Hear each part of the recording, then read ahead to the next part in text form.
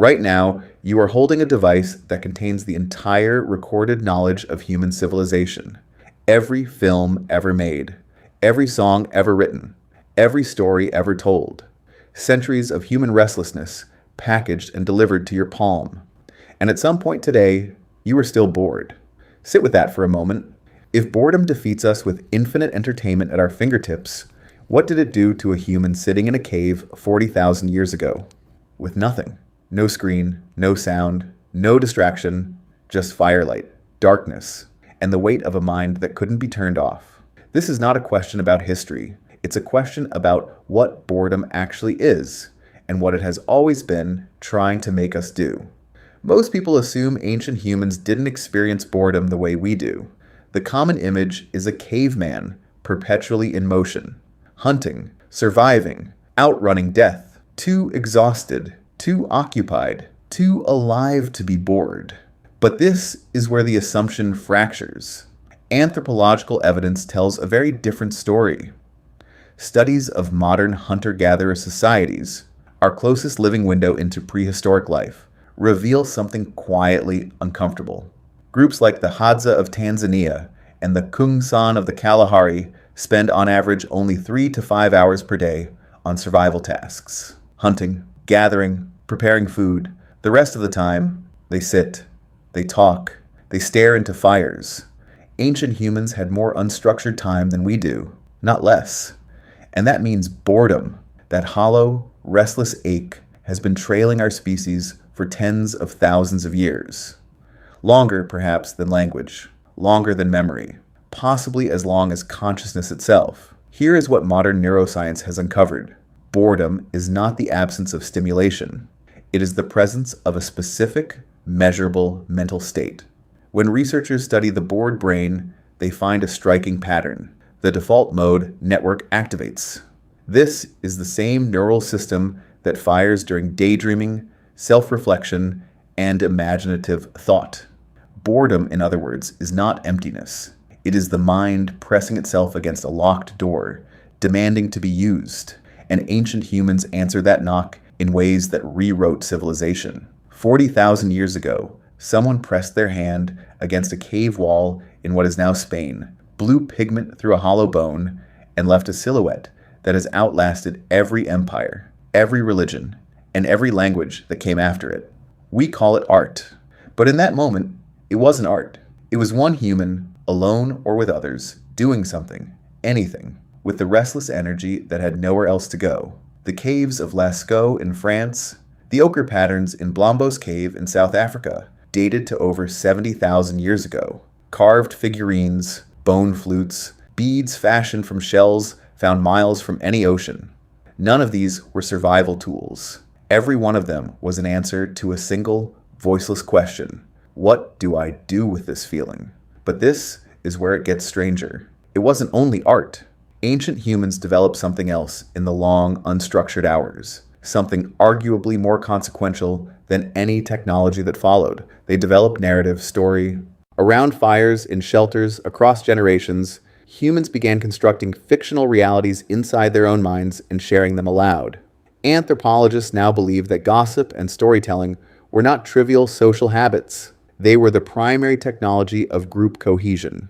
Robin Dunbar, the British anthropologist and evolutionary psychologist, proposed that language itself evolved less for practical coordination and more for social bonding. The sharing of information about relationships, threats, intentions, and yes, stories. Boredom may have been the evolutionary pressure that forced language to mature. Let that land for a moment.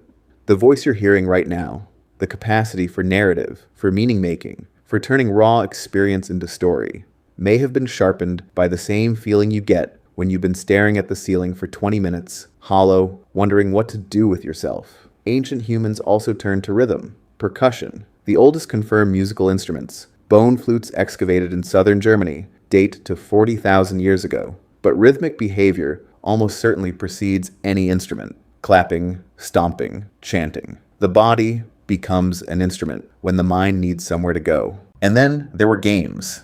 Evidence of game boards, arrangements of carved holes mirroring ancient strategy games, have been found across Africa, the Middle East, and Asia. Some are estimated at over 5,000 years old. Mancala, in its earliest form, may be the oldest continuously played game in human history. These weren't designed by a company.